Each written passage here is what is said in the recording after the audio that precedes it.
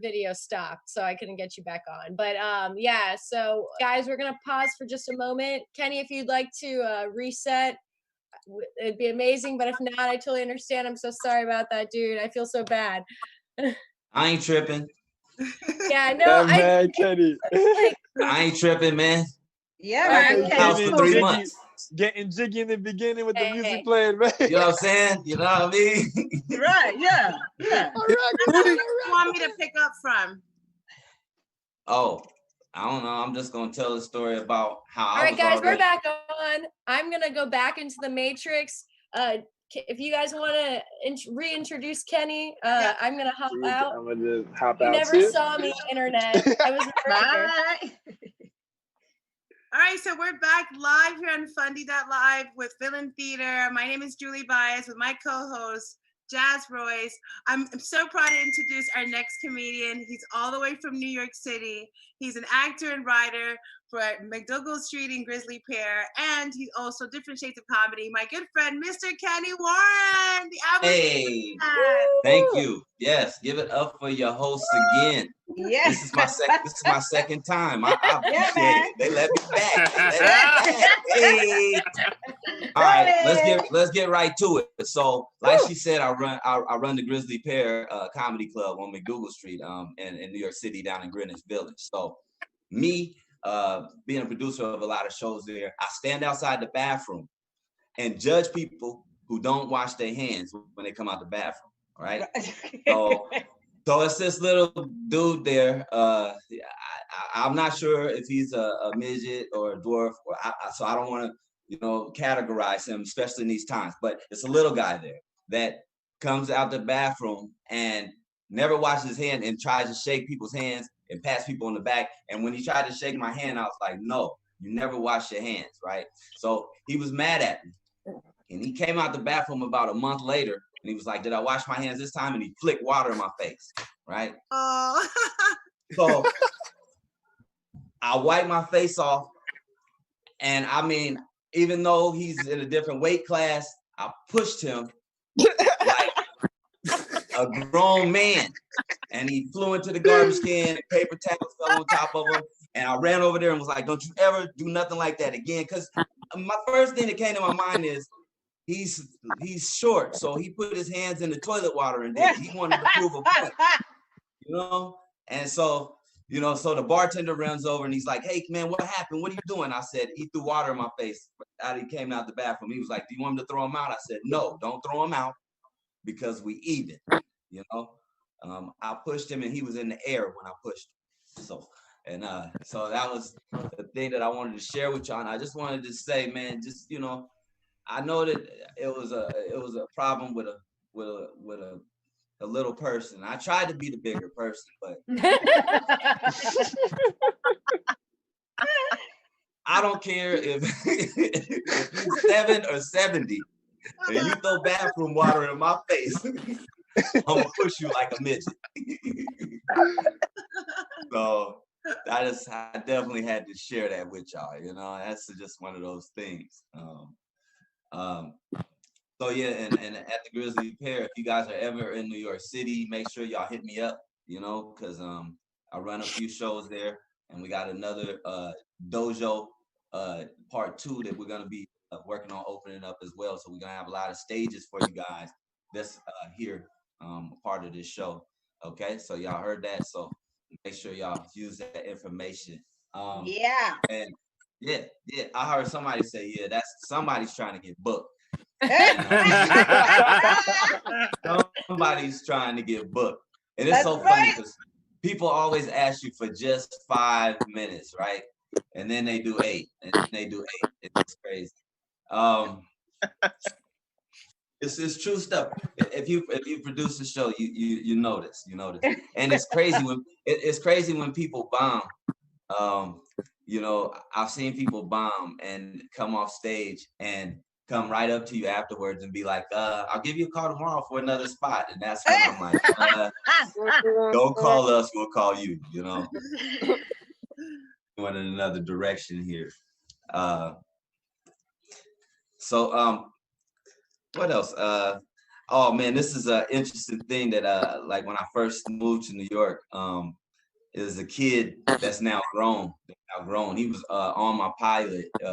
He was one of the people on the show. But when I first moved to New York, he was like young, maybe six years old, and he's an autistic kid. And I didn't know at the time. I was fresh from Oregon, and this kid's moving around in my chair, grabbing the clippers. The mom could see the frustration on my face. Like, Kenny, you got to be patient with him because he's autistic. But I was fresh from Oregon, so we were still on retarded. So I was like, autistic? I don't want him to draw no pictures. And, oh my God.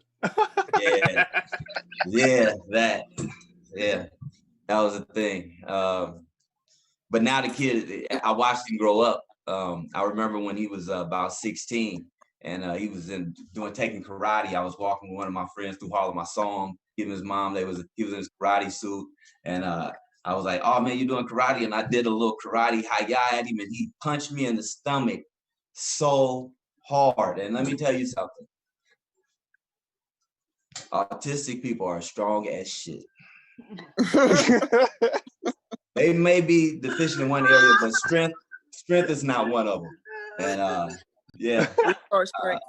he got me back for this joke before I even did it. He got me back for this joke. But no, he's a good kid, man. He's in college now and everything, so I'm proud of him. I remember when he was about 10 years old, he did the Martin Luther King "I Have a Dream" speech in the barbershop. It was about 10 people in there. Did his whole speech, word for word, verbatim.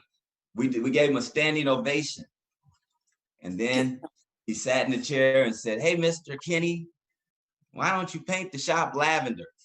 So that's the other thing about people with autism. They're very creative, very creative. Yeah.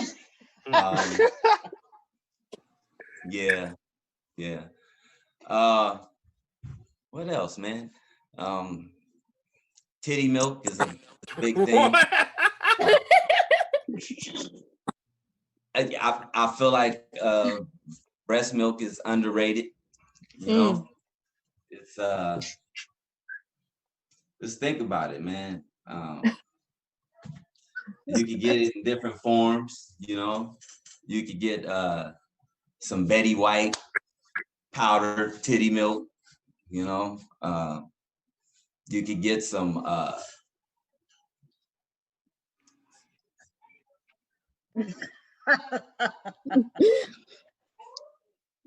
what's the lady from Great Britain? You could get some Meghan Markle, half and half. I'm just throwing titty milk at y'all, I'm not trying to save the world. I'm just trying to keep y'all abreast of what's going on.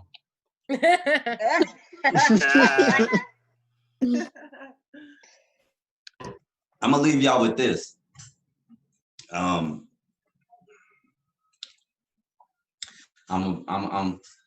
a former bachelor, but I'm a thoughtful former bachelor. I got the MTA subway map on my shower curtain, so she can see how to get her ass home in the morning. Y'all been amazing. Thank you so much. Ow!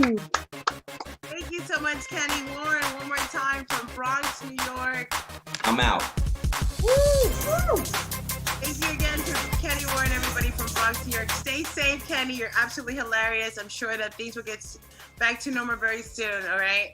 All right, so we're going to give it back to my co-host, Jazz. How you doing? Oof, I am feeling good. Shout out to Kenny. That was one hell of a laugh right there. I can't even lie to you. How about you, Julie? How you feeling right now? I'm having a great time. I know it's very different for us. I'm holding a microphone in my living room. There's nobody really here. I'm holding an imaginary so I can relate. We're going to keep the show going. Make sure you guys go to fundy.live/Villain Theater to make sure you donate for a great cause. We're going to bring our next comedian. Our next comedian coming in right now. I love this girl. She's also out of New York City. Everybody start clapping right now for Auberth Bercy. Wow, hello, thank you so much. Guys, welcome to my home. Just 5 minutes ago, I was driving in a car and Julie said that I look like I was an Uber Eats driver.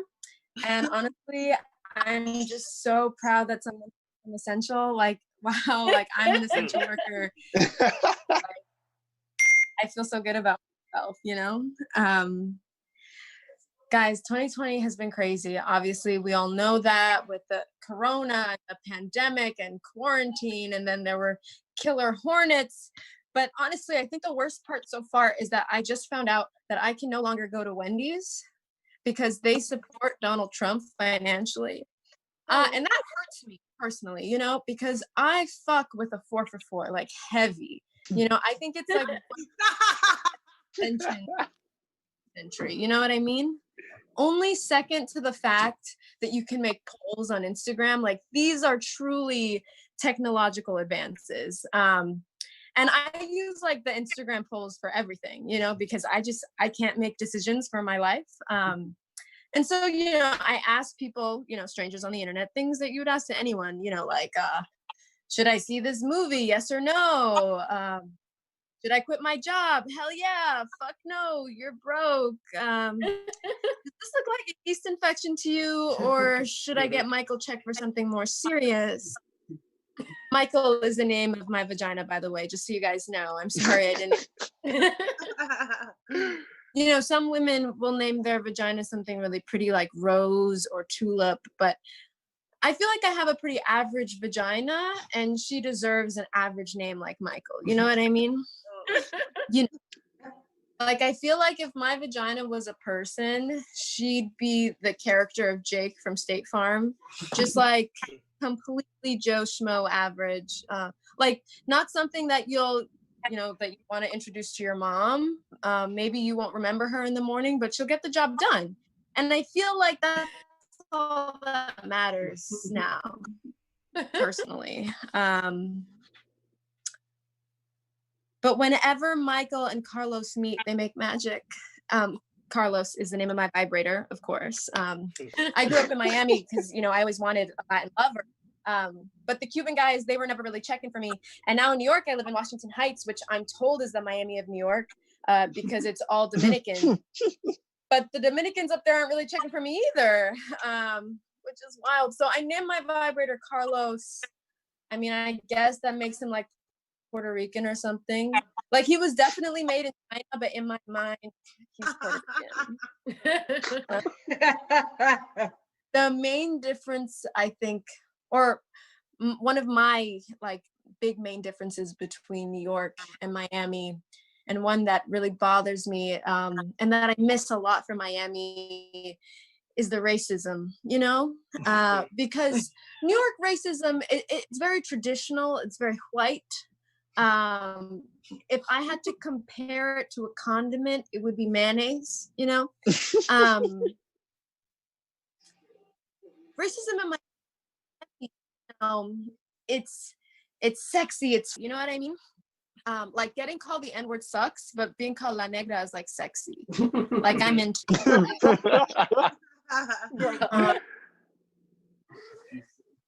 but living in New York is cool, man.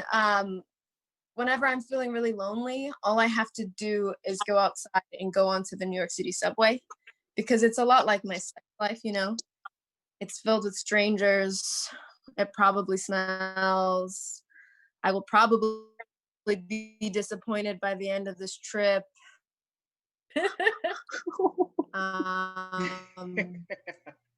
And my likelihood of getting in it's a really great time for me. But Corona has been wild. I feel like I've learned a lot during this time, especially about men, because I've been on Hinge, of course, online dating during quarantine.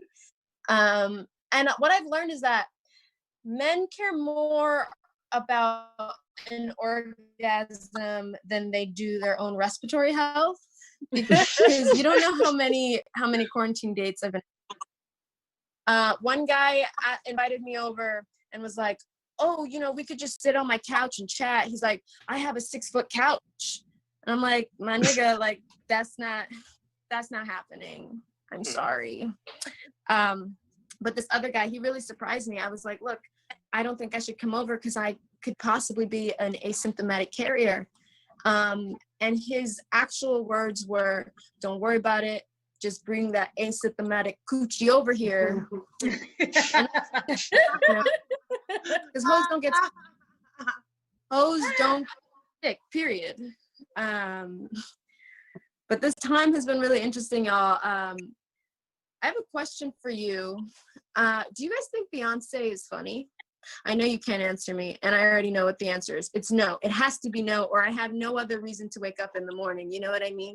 Because like Beyonce can't be that hot, sing that well and dance that well, and like can also crack a good joke. You know what I like? It's just not fair. Because Beyonce isn't just regular hot, she's black hot. And, you know, black hot is just on a whole nother level. Like, I want to be so black hot that white men are afraid to talk to me. Do you know how hard it is to be that hot to dismantle centuries of white supremacy? That is civil rights hot, y'all. That is Black Panther hot. I had a dream that one day I would be that hot. Because you know what? Black Lives Matter. Anyway, the movement obviously is not a joke, but we have to find times to laugh and experience joy, especially like people of color. Thank you guys so much for having me on the show. Thank you for doing such an amazing show, and give it up for your hosts. Woo!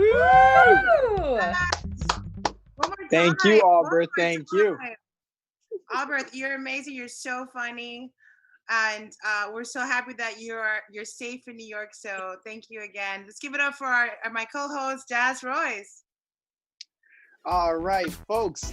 Now, last but not least, our final guest, originating from Alabama, currently in LA, also streaming his own album called Magic of the City on all platforms. Be sure to check it out. We got Martin Morrow. Yeah, hello. How is everyone doing out there? It's good to be here.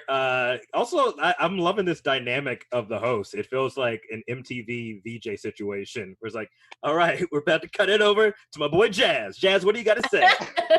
Yo, this next guy, you're going to absolutely love him. He is buck wild. You may have seen him on Last Comic Standing. But yeah, this has been fun, man. This is the most diverse all-black lineup I think I've ever seen. How many all-black shows do you see where you have a black comic talk about her vagina being named Michael and a nigga talking about bears for 5 minutes? Like, that is remarkable. This is black magic right here. This is what it truly is. This is beautiful. I don't know if anyone else has experienced this, but like it's been weird, especially out here in LA. So I have a dog. I took my dog out for a walk earlier today, and this white lady, I wish I was making this shit up. This white lady was like riding her bike, and she sees me walking my dog, and she puts her fist up and goes, "Right here. This is where it's at." I'm like, I don't know if I feel comfortable with you doing that to me, white lady, but all right. I'd almost rather her call the police on me, because that shit was really weird. Did not like it. But also, fuck 12. Fuck the police. I've had a lot of, I don't know, anybody else have a lot of people this week ask you what 12 is? Because that's been a big common thing. Like, hey, what's 12? What's 12? Who are 12? Is that like the time? That must be the time, right? Like, you guys don't like midnight because of the curfew? Is that what that means? Like, no, nobody. That's the police. We don't like those guys. They suck. But like, I'm 31 years old now, right? So I've had various interactions with police over my time living on this earth, especially being from Alabama. But I used to live in Chicago as well, and I think that the weirdest interaction I ever had with police was there was one time I was at a girl's house. I was fucking. I did a great job.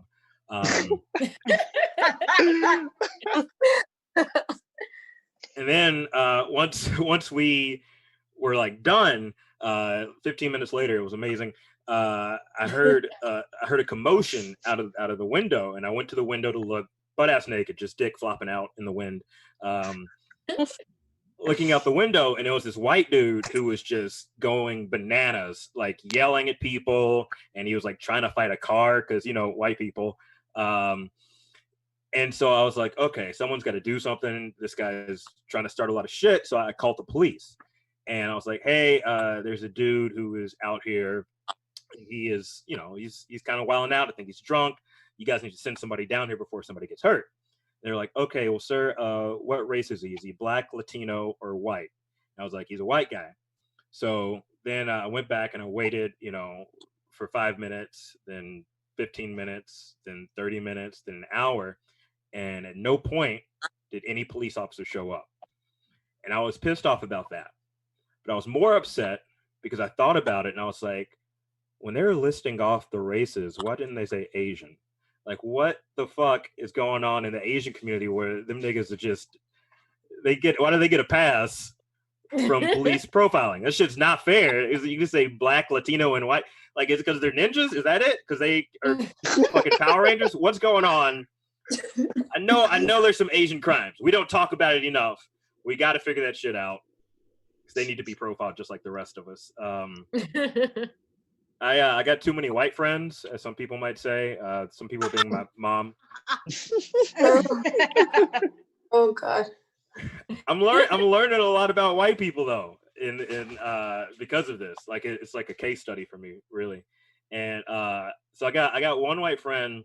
I went over to his house, and like white dudes don't know how to manage their anger properly. You've seen the news and read every history book ever. But I went over to his house and I was like, hey man, what's going on? And I noticed he had a hole in the wall of his room. I was like, oh, did you like fuck up hanging up a picture or something? Like, what happened over there? He was like, well, I got really upset with my girlfriend and I punched a hole in the wall. And then I put my head through it. Seems like a real toxic way of being upset at your girlfriend. Like, I don't understand that process as a white dude to be like, I'm so mad at this bitch, property damage. Like, that is just insane to me. That someone that's just like a white guy instinct. Like, I don't want my security deposit back. Like that just doesn't make fucking sense. And I told him that. I was like, man, that's a crazy thing to do. Like that's not good. He was like, well, what do black guys do when you guys get angry at your girlfriends? I was like, we cheat, nigga. Like, what do you mean? What do we do? It's the easiest process. Nobody gets hurt if nobody knows. You don't have to, you know. The landlord's not going to get mad about me bringing somebody else in the house. Keep it clean, baby. My man earlier, he mentioned like watching a lot of movies and TV shows and streaming and stuff. I've been listening to a lot of true crime podcasts and a lot of like watching like true crime like documentaries and shit like that. One thing I've learned is that if you were a white dude between like 1903 in 2001, you could get away with murdering as many people as possible. Just then have a normal fucking family life right after that. That's all. Like look up any fucking serial killer. Every single one of them is some like middle-aged white dude who got away with the shit until 9/11 happened, basically. And they're like, oh, I guess we should do something about old Charles Lee Johnson. And they always have they always like say their middle name. That's how you know. Like if you ever want to identify a white serial killer, that nigga's got his middle name in his name. You know what I mean? Like, he just has that shit out there. But there was one dude who his name was John Robinson, who I looked up, right? And they talked about how John Robinson throughout 30 years was just going through murdering women, and like he would get arrested for like tax evasion and shit like that. And they would like they'd be like, hey, you got a white bitch in your trunk, man. You can't do that. What's going on? And he's like, we're just playing around. And they say, all right, get on out of here, white guy. And then they didn't catch this nigga till he was like 83 years old. Like at that point, it's done. You don't need to. It's ridiculous. But I will say this: in watching all those, one thing they always say is like, well, you know, like they'll interview the victims' families and friends and stuff like that. It's like, oh, she was the light of our lives. She would light up every single room. She was the best. Like, and he took that away from us. And then like you'll research more and learn more about who these people were, and you're like, this probably was the best thing that happened to him, to be honest. Like, I wouldn't know who the fuck this person is had they not got murdered by, you know, John Wayne Gacy or whatever the fuck. And if that joke is like, if that's too dark, they probably would have voted for Trump. So, if anything, We have prevented another Trump voter in 2020, and I think that's what we really need to be working on. I don't know. I doubt there's any Trump supporters in this show. I would fucking hope not. That'd be weird. If you're like, Black Lives Matter, but also MAGA. You're like, oh, shit. MAGA. Yo, what? I don't get like the dudes who have a boner for the country. That's the weirdest shit in the world. And we've all met, or you're like a Facebook friend with somebody. You're like, I don't know how I became Facebook friends with this dude. He's like, if you're not a patriot, love it or leave it, blah, blah, blah. And that's the thing. There used to be a time where if I'm walking around in my neighborhood and I saw an American flag, I would be like, oh man, that guy really loves America. Now, if I see somebody with an American flag in their front yard, I'm like, oh wow, that guy really hates people of color. That's all that is. They just this weird hatred. But it's like, dude, it's not. None of this shit's cool. America's not that cool. Our national anthem is fucking boring. Our flag is like three colors. Like there's so many. We didn't even like place the colors in a cool way. It's like, oh, we like stars and stripes. That's the lamest shit. That's the most like basic. You couldn't have put like one big star and then a bunch of stars inside of that star. That would have looked a lot cooler. But no, we fucking had racist ass Betty Ross designing shit. So I feel like this is gonna get me shot by the FBI. My name is already Martin Mandela. They've been waiting to kill me. It is difficult. Yeah. That was a hell of a laugh right there, Dorian. That was a chortle. I'll leave you guys with this. So it's also Pride Month right now, just to encapsulate, right? Yeah, encapsulate everything going on.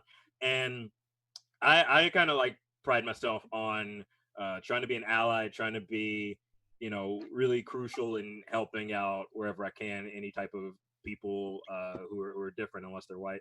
And one thing that I have especially done like the past few years is like march in the pride parades and stuff.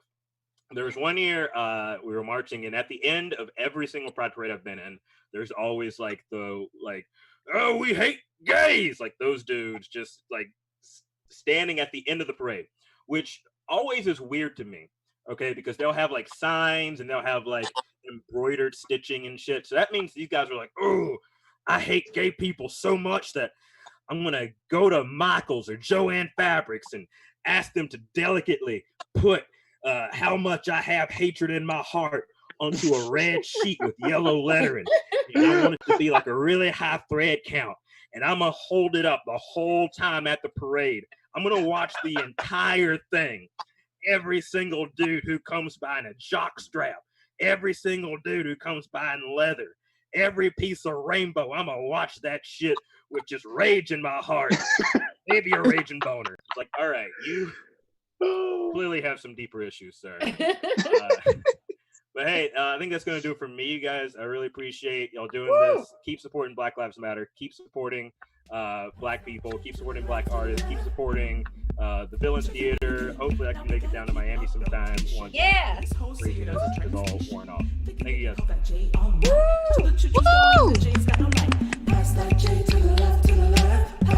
All right, thank you, Martin. Thank you. I think that was a great way to close the whole show on. What do you think, Julie? Really, really great. I had a great time. I haven't laughed like that in a long time. I know everybody's going through a lot, but like most of us said, this is a great way to collaborate. I just want to say thank you to everybody who has donated. We just got in the work. Let's get a drum roll. Let's get a drum roll, everybody. I got you. Let's get a drum roll. All right, so right now we're almost at $515, everybody. So Yes. Last few minutes for you guys to donate. So the next few minutes before we sign out, please go in your pocket a few more dollars for a great cause. Woo! So. Absolutely. This is a great show. Shout out to everybody, all the performers out there. Shout out to all of you. Everyone had a unique set, but it fits what's going on today. And it was a nice way to kind of take our minds off of the stressful parts of what's going on today, too. So huge shout out to you guys. Shout out to Villain Theater. Shout out to the donators, especially the donators that really made this come to life. And shout out to Julie, my co-host. Thank you, Jazz Royce. I'm really happy we got to work together virtually. Absolutely. Thanks to Villain Theater, to all our comedians, Nileja, Dorian, Debose, Cindy Ann, Kenny Warren, Auberth, Bercy, and of course, Mr. Martin Mandela Morrow. He was fantastic. My name is Julie Baez. Thank you to Villain Theater. Stay safe. And thank you to Jazz Royce for hosting tonight. Thank you for having me. Woohoo! Stay safe, everybody.